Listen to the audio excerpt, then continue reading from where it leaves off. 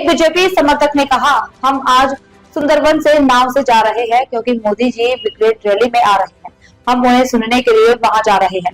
मौजूदा राज्य सरकार के राज में बहुत भ्रष्टाचार और चोरी हुई है, घोटाले हुए हैं और यहाँ तक कि लोगों के लिए रखे गए चावल भी चोरी हुए हैं। আমরা সুন্দরবনের জলপথে যাচ্ছি। আমরা আজকে ব্রিগেডে মোদিজির সভা আছে, সেখানে আমরা যাচ্ছি। আমরা মোদিজি এই টিএমসি সরকারি যে দুর্নীতি, চোর, এরা যে চুরি করেছে, শিক্ষায় দুর্নীতি করেছে, চাল চুরি করেছে, সেই বার্তা দেবে। মোদিজি কি বার্তা দেয় সেই বার্তা শোনার জন্য আমরা যাচ্ছি। 2026 সালে পরিবর্তন চাই। ব্রিগেড সমাবেশে উপস্থিত হচ্ছে হিঙ্গলগঞ্জ বিধানসভা থেকে। বার্তা শুনতে যাচ্ছে। আজকের আপনারা দিকে দিকে দেখেছেন পশ্চিমবঙ্গে অত্যাচার, যুব সমাজ, নারী নির্যাতন, এই পরিবর্তনের লক্ষ্যে এই ভারতবর্ষের প্রধানমন্ত্রী আসছেন। এই পরিবর্তন লক্ষ্যে জনসমাবেশে ভারতবর্ষের প্রধানমন্ত্রী উপস্থিত হচ্ছেন।